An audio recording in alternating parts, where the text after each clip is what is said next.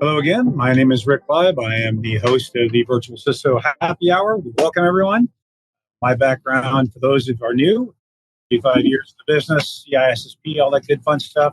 We have with us two distinguished guest panelists today. We have Jeff Hancock and Chris Hamblin. I'm going to go ahead and let Jeff go ahead and introduce himself first, and then we'll have Chris introduce himself. And we'll start talking about some cyber hygiene.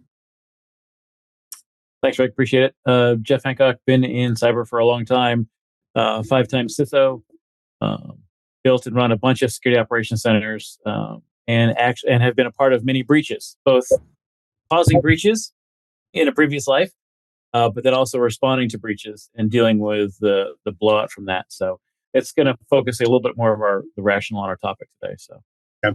Go ahead, Chris. Yeah, Chris Hamblin. I'm an IT director for a large international organization with a background in primarily ISO and DRC, governance, risk, compliance, that type of realm. So, with a specialization in business continuity planning, BIAs and DRAs, and so on and so forth. Awesome. So this will probably be one of our last generalizations. Our discussions will be real wide and not real deep.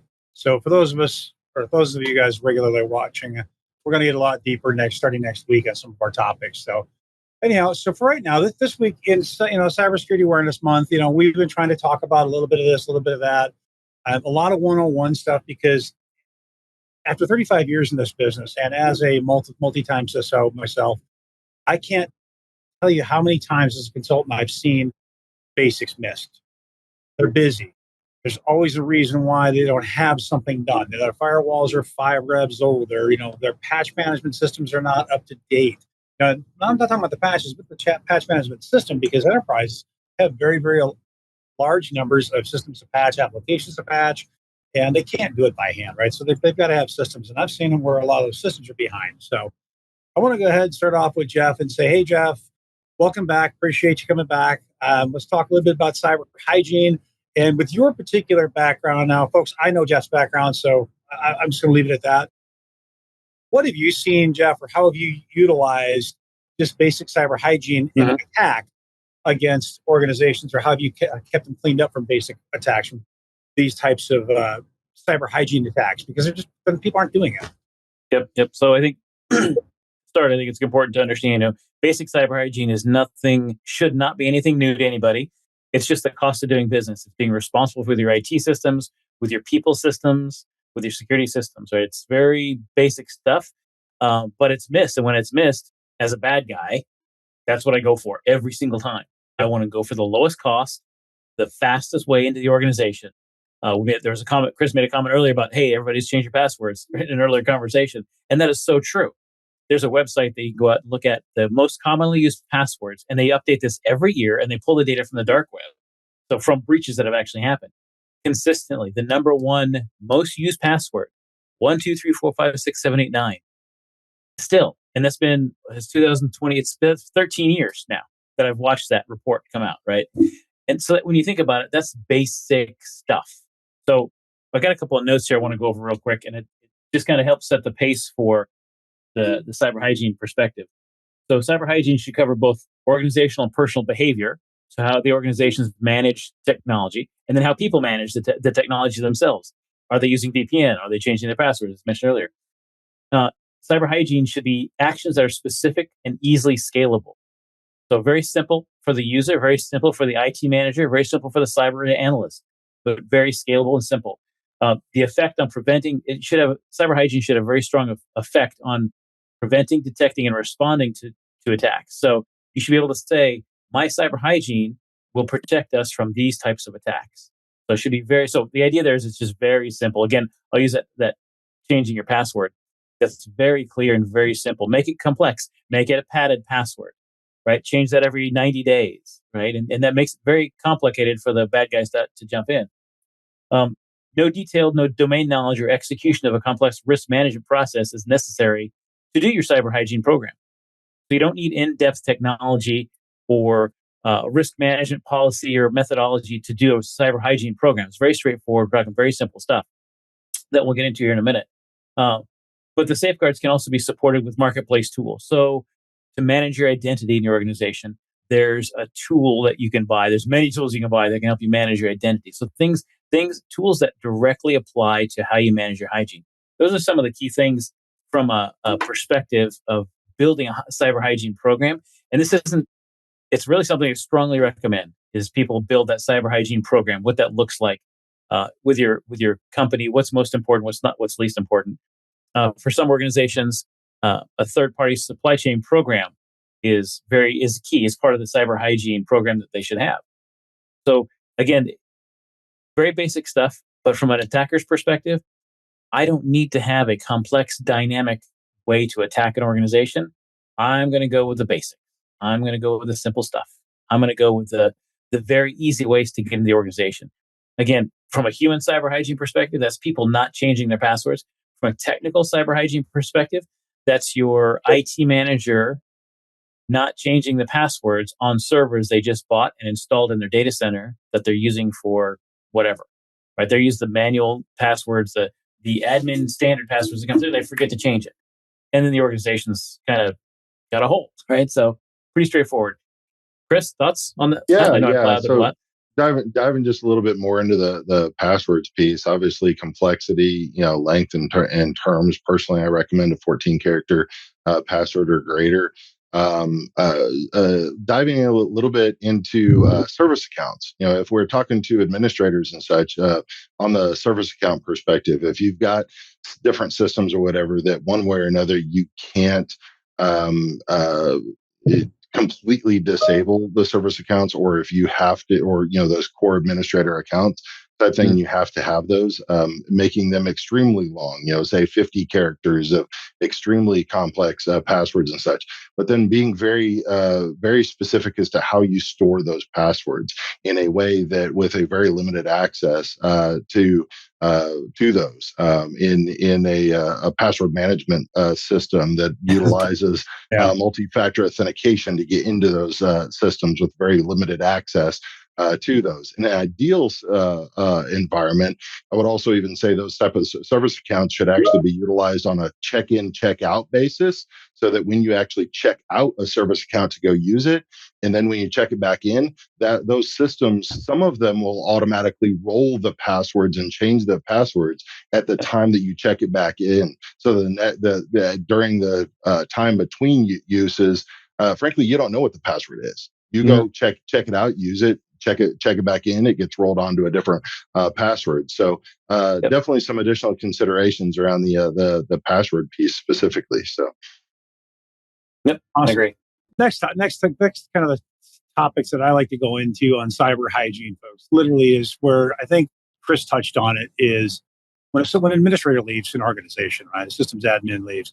How many times have we seen organizations not change their domain passwords, not change their router passwords, their firewall passwords, not change, their IDS systems passwords? Because as a bad guy, if I get a hold of your IDS, there's no way you're going to know I'm around.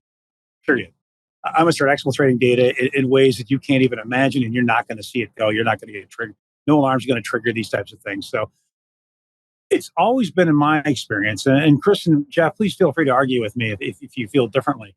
But it's been my experience that insider threat has always been the biggest threat to any organization, plain and simple. Insider threat could be accidentally deleting data. It could be somebody, like getting ready to change jobs and leave, and they're going to extort your data, or take their data with them, that type of thing. Your client database. This is real common in CRM type data.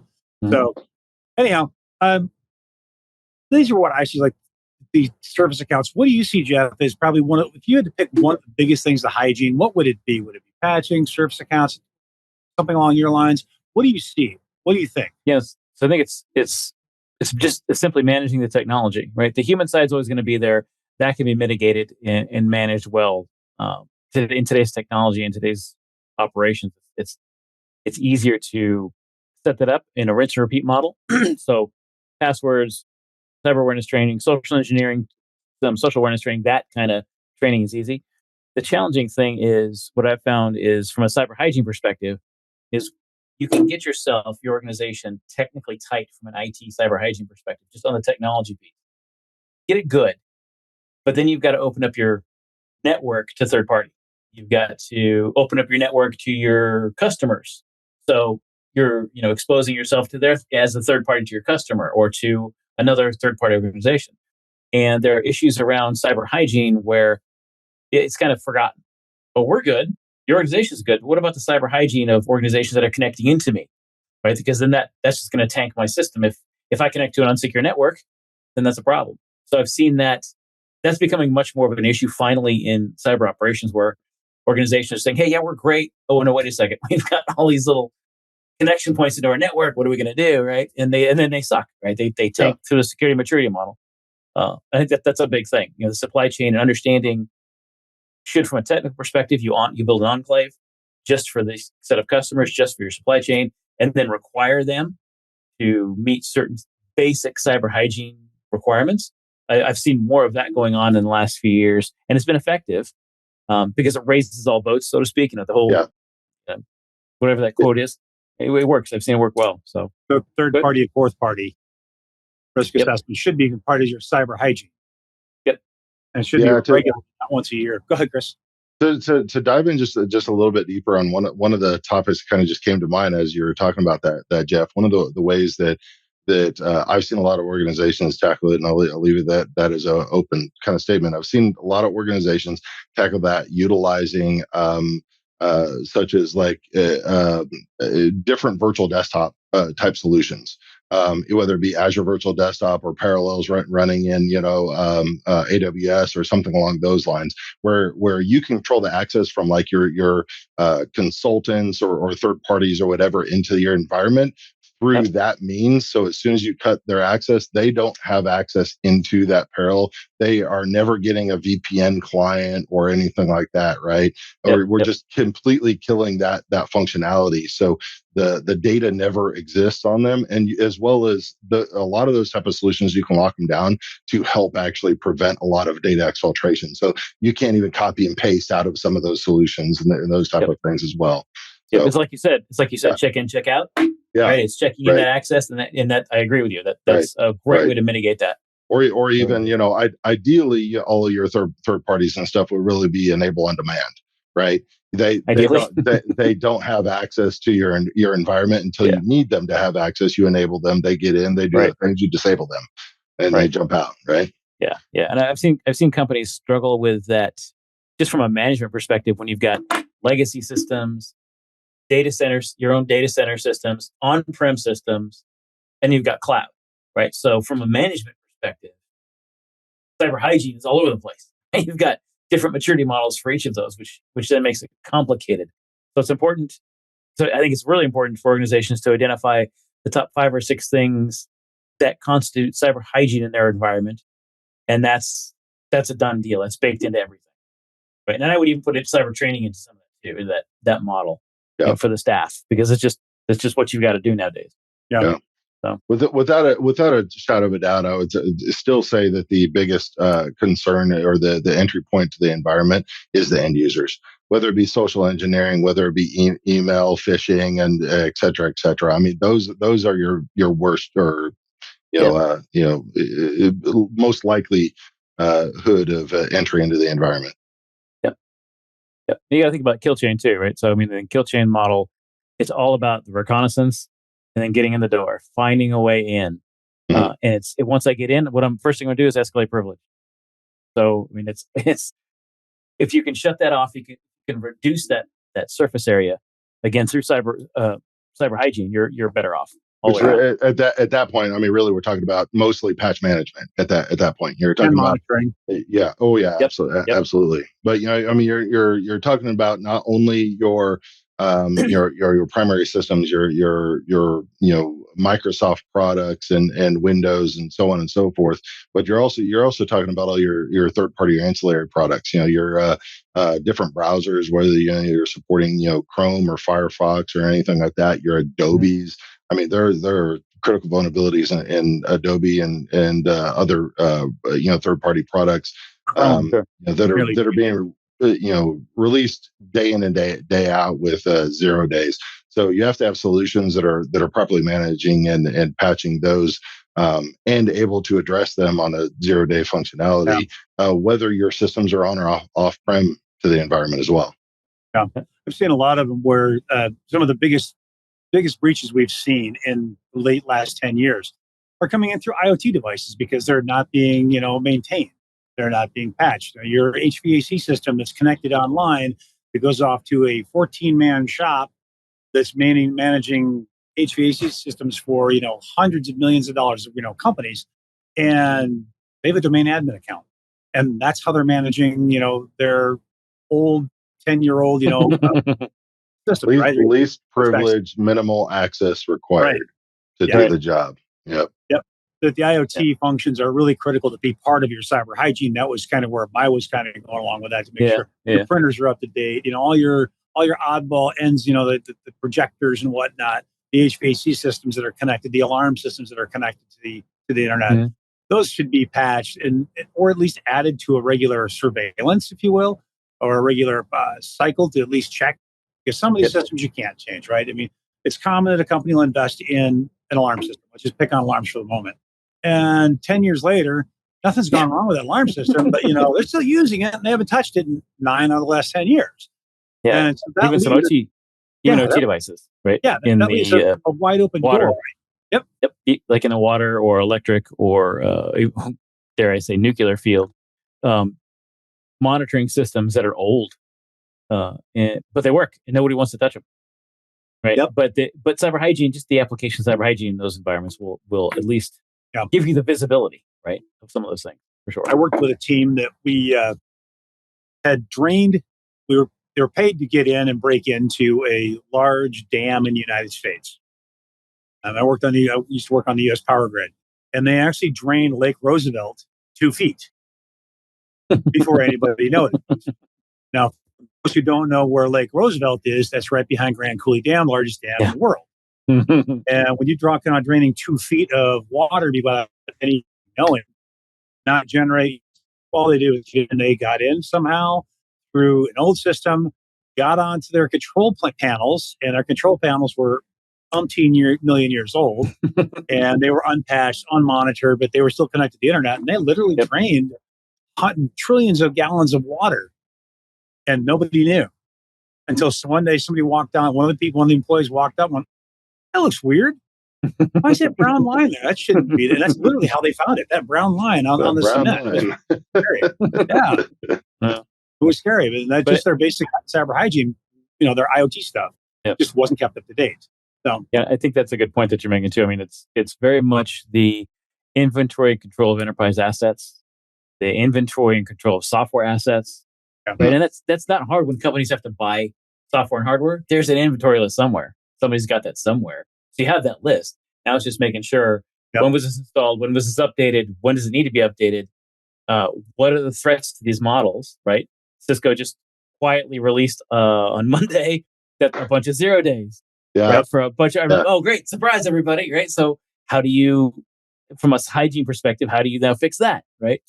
So 2 other things. So data protection, obviously from a cyber hygiene perspective, is really important, and secure configurations and of the asset management of those assets, as well as the account management and access control, right? So those things are really seem to be the driving force between at least the minimums of a cyber hygiene program. Yeah, asset management is a huge one. I mean, the reality is that you have to know what you're trying to secure, right? And so both, and that's both onboarding and offboarding of equipment, personnel, users, so on and so forth, right? And have a complete life cycle there. You can't go back in and say, well, hey, I'm not getting any reporting on this. Okay, well, that must no longer be in production. And then it comes into production a week later, right? And you have to know whether or not it's supposed to be on the network, or you have mechanisms to make sure that it's not capable of getting back onto the network again. Right? Yep. Agreed. Yeah. Great. Another thing I've seen out there is just the basic cyber hygiene that people are missing, and I don't understand. I've struggled to understand how this happens. So, a lot of companies, especially enterprises, will roll something out new, and it'll be a major change. And then they won't pen test it until next year's pen test is due, their annual, they hit everything at one time. And if you deploy something with a massive hole in it 3 weeks after your pen test was done, that gives somebody 47 weeks, 48 weeks to go have a good time. And so I see that as one of the issues. I mean, like any major new software deployment, if you're going to change the infrastructure, your external facing infrastructure anywhere, shape, or form, that should go through at least minimum testing. Your website, it should all go through SAS or DAS testing. So your static, code testing, your dynamic code testing to make sure that there's no holes there. Go ahead, Chris. That includes, don't deploy anything with utilizing the default usernames and passwords with the intent as I'm done deploying it, then I'm going to go back and change it. We've literally seen clients that have actually been hacked at the time of deployment because admin was still enabled. Yep. On medical devices. I've seen that a lot in the medical world. Yeah. Even data centers, right? Yeah. Yeah, data centers. I live out near Data Center Alley out here, and there's so many facilities out here. It was thousands and thousands of servers, and they install and go, right? And the customer is responsible in some cases for managing the security of the device. They just plug it in and wipe their hands. So there's a responsibility there. And I think something you said, Rick, that I want to key on too with the pen testing. Pen testing, some people treat it like audit. Happens once a year. Well, it's not you can't do that. If I'm a CIO, my responsibility has been the last few years and will be the next few years, that great big phrase, digital transformation. As a CIO, I'm helping the organization go from legacy, data center, to cloud, uploading all the applications to the cloud. I've got to do all of this IT stuff. From a security hygiene perspective, as a CISO, I've got to make sure I'm in lockstep with the CIO to make sure, is IT hygiene being managed from legacy to on-prem to data center to cloud? Are these applications, how are they prior to, like, what's the roadmap? Yeah. What's the plan, right? Yeah. Because that's a very key, but that basic phrase, what is your IT cyber hygiene, Mr. CIO? Because you're responsible for your IT pieces and portions. I'm just the cyber guy. But then how can I help enforce that as a CISO to make sure that the organization is more secure going forward? But the digital transformation buzzword, I mean, it's a real thing for sure, but it can represent a lot of risk in organizations. Yeah.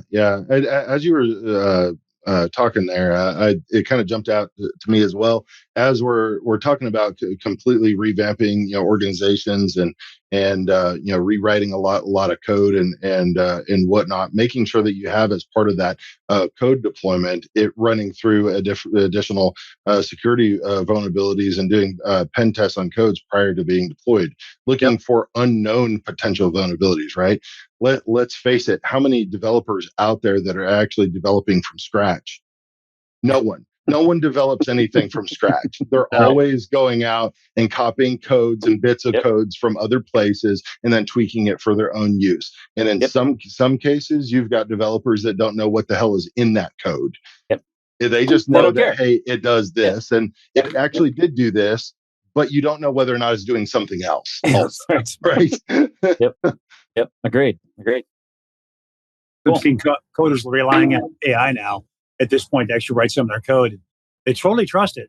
They'll have an AI, they'll tell them what they want to do, and the AI will come back with 500 lines of code. They'll just plop it on their production systems. You're like, are you kidding me? Yeah. What is all that doing? What is every line doing with code? And they don't document it. They don't understand it. Yeah. So it goes back to basic hygiene. We go back to the dynamic testing and static testing of code. Okay.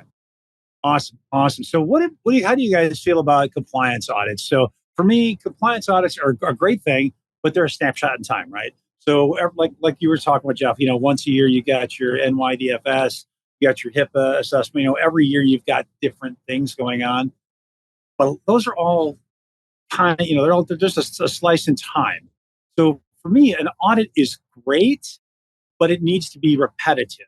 And I don't mean annually. I mean every quarter or every month. Mm-hmm. Start looking at your systems. Do your user access reviews. Look at your intranet. Your vulnerabilities. Run your vulnerability scanner regularly, and get these vulnerabilities at least known, updated, patched. Or some cases you can't patch them. When we know that, you've got to put a compensating control in place. And I see these happening 3 months before their annual audit on a semi-regular basis, right? And so that's something that I see as an issue. Is they're using audits as a compliance tool rather than as a security tool. Have you seen this, Jeff, or what are your thoughts on that? Yes, I think a lot of people, a lot of organizations that I work with, I agree with you, right? They use the audit piece as the snapshot in time, and we're good, right? We're good for till next year. But from a CISO's perspective, obviously, you kind of know better in that I've got to make the compliance requirements operational.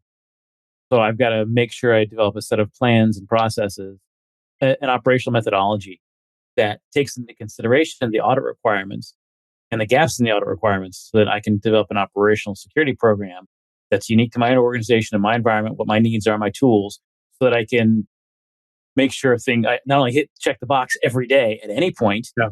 but I'm operationalizing it securely. And I think that's where, again, I go back to, and I think you guys have heard me say this before. You can use an audit, you can use HIPAA, you can use NYDFS, you can use PCI, whatever. Yeah. Those are just snapshots. I've always used and recommended and quite frankly beat the crap out of and then actually contributed to at some point the CIS 18, which is now known as the CIS 18 controls, which used to be the standard critical 20 controls. Some people are familiar with that. Or a long, long time ago, it used to be called the consensus audit guidelines or CAG. Yep. It's doing the first five of those, of the first five of those 18, help organizations operationalize the audit piece. It helps operationalize even hygiene to a basic degree that you can get started at least and start going down the right path. Yeah. And to tack on to your statement, Jeff, along with all of that, along with all the planning and the resource, going in at the pen testing and every day, I also would add on training. So as you're building this out, you're not just looking at it once a year. You're building out all of your security packages. You're checking your box every day. One of the things that I would encourage folks to do is don't do annual security testing or security training. Get it whenever somebody needs it. Get it. Implement security training as part of your onboarding, as part of a change control. And I see a lot of that where we'll make major changes in some organizations, and that organization may not offer any training and they've gone from SQL 5.0 to SQL 2010, and it's a massive change. There's no security training behind that. So I see that also quite often. This should be part of somebody's cyber hygiene programs right along the line with your audits. So that's just something I've seen out there quite a bit. Yep. Have you seen a lot of that, Chris? What's your thoughts on that, on training as part of your day-to-day? Training as far as a day-to-day. So kind of, you guys said a whole lot in there and a couple of different things. So a few different things kind of came to mind as you guys were talking there was internal and external audits, and I do want to stress very heavily on internal audits. One of the massive benefits of internal audits, more than anything, in my opinion, is actually getting folks to think in different ways.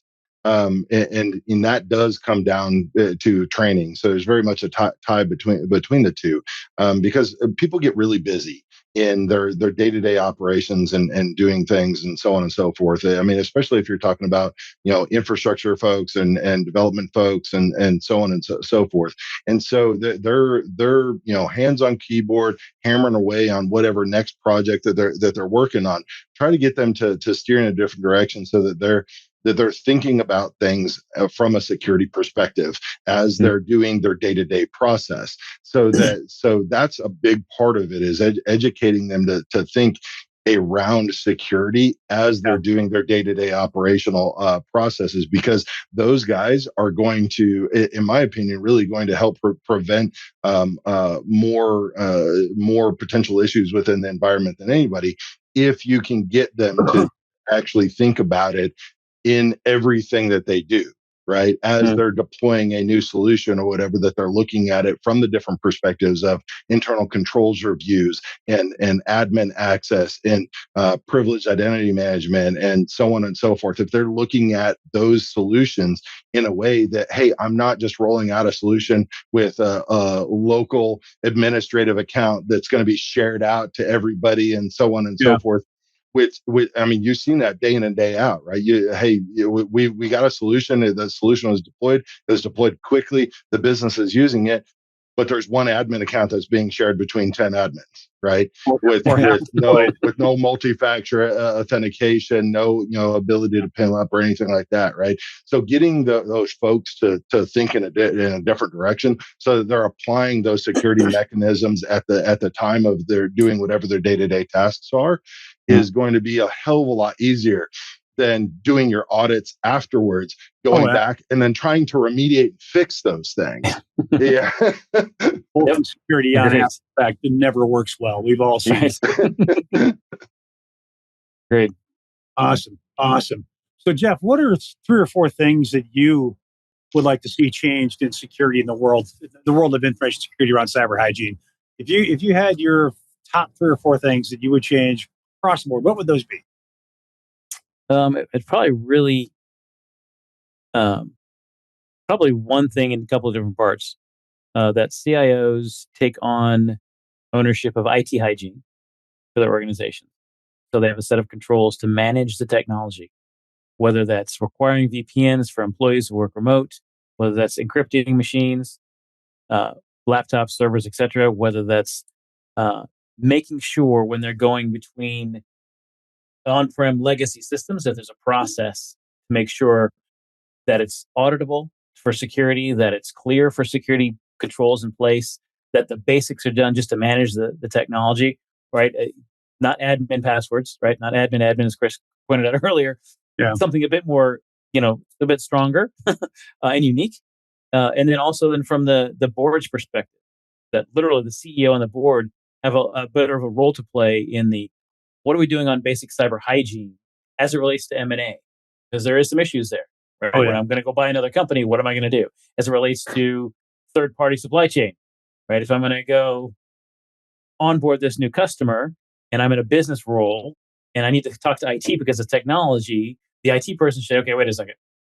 What's this new vendor's cyber hygiene practice at a minimum? What are they compliant with? What are they just to get that moving? So it's kind of spreading the love. On paper. Prior to ink on paper. Agreed. Cannot stress that enough. Yep. Agreed. Good point. Yep. Agreed. And I think that's a really key point. So that's what I'd recommend. Okay. Applying it to everybody, really. Across the board. Yeah, absolutely. I'd like to see personally, I'd like to see the board more responsible, more at least get their reports monthly rather than annually.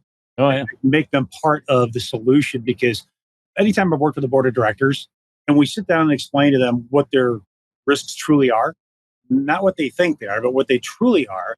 And you start seeing the eyes open up, and it's pretty obvious pretty quick. So for me, one of the things I like to see is more of the C-suite and the board involved in at least security reporting, right? What are your true risks? Why do we still have, especially in manufacturing, right? So there's a lot of manufacturing tools out there. There's brake presses. There are CNC machines still running on Windows 95, and they can't upgrade them short of throwing the whole machine out and starting over from scratch, right? And so that's a large investment, right? And that goes back to your basic security. You protect what you can. Right. You don't spend $1 million protecting a $10,000 item. You just accept the loss of the $10,000 item, right? But if we get the boards more involved in that, and they start understanding what that looks like, and understanding there could be some kind of compensating controls, and understanding what the reverberations are of a breach, right? And they all know what they see everybody else with a breach. A lot of boards haven't really experienced one themselves. And so they're just kind of like, that can't happen to us. Right. But when we actually take them reports and show them this is what's really happening in the organization, and we need X dollars to make this better for you and for us, everybody will make more money, their reputation will stay good. That's where I see one of the big things in cyber hygiene should be, is we should actually have a better place at the board of directors with a standard, with a recurring report instead of annually. Agreed. I guess it gets the buy-in from that end. Chris, what do you think? What are a couple things that you would like to see cyber hygiene? If you could do anything in the world, what would you do for cyber hygiene? Well, you've already looked in one direction. I'll look in the opposite direction. Better leverage of all of the personnel within the organization. Kind of talked about it a little bit, but the improvement around operations and the cybersecurity teams working with all of the IT staff on a regular ongoing basis, so that they are potentially your biggest wrench turners, or capable of being your wrench turners. Most organizations have extremely small cybersecurity teams, right?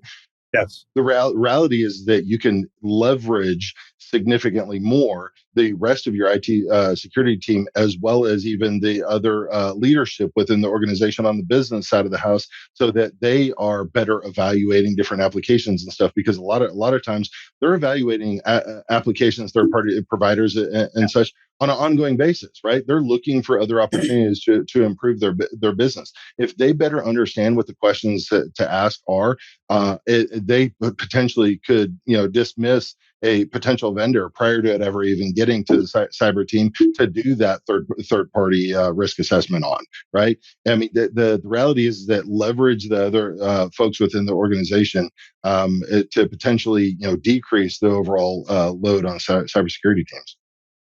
Yeah. Great.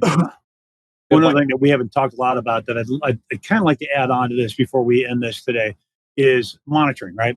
So a big thing is you don't know if you don't know what you have, you don't know what you're protecting, correct? I mean, and then Jeff and Chris both alluded to that earlier today.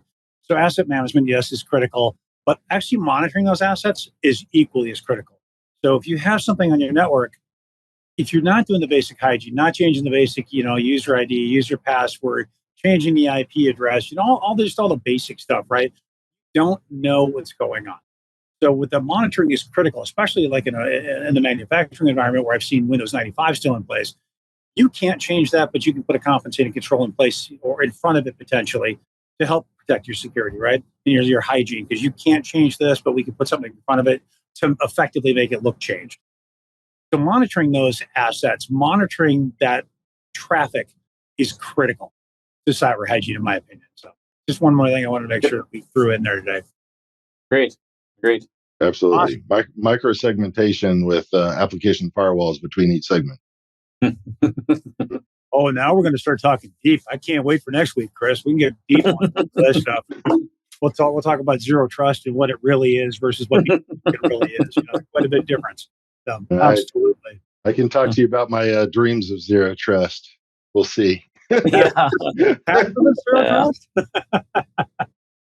Awesome. Okay, guys, I appreciate your time. And I'm going to close this out real quick and ask Jeff for any closing thoughts and then move on to Chris for closing thoughts.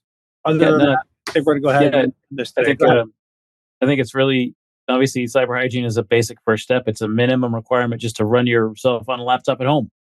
Yes. So it definitely should be minimum every day, what you breathe in the office, but from three areas. Cybersecurity needs to have their cyber hygiene house in order. IT needs to have their IT hygiene house in order, which obviously blends into cyber, but then the human side of this too, right? So in your security awareness training, there is a basic human cyber hygiene piece of this. Again, changing passwords, all that kind of stuff that needs to be addressed. So I think it's a multifaceted thing. It's not complicated. It's not complex.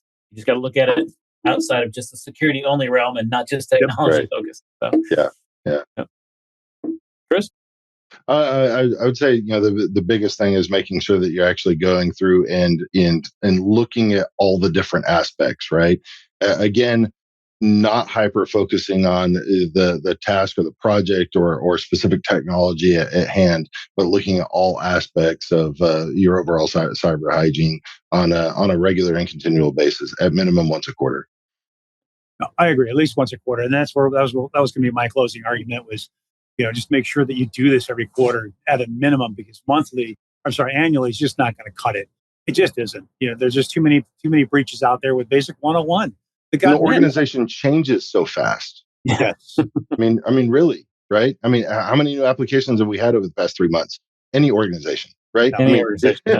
Yeah. That feeds right back into doing your audits, doing your training as part of that actual rollout. So, okay. Awesome, guys. Well, I want to thank you for your time again. I appreciate Jeff and Chris being guest participants here in our panelists. We really appreciate your input and your viewpoints. Thank you much, gentlemen. Thanks. Appreciate it. Thank you, guys. Thanks, guys. Have a good day.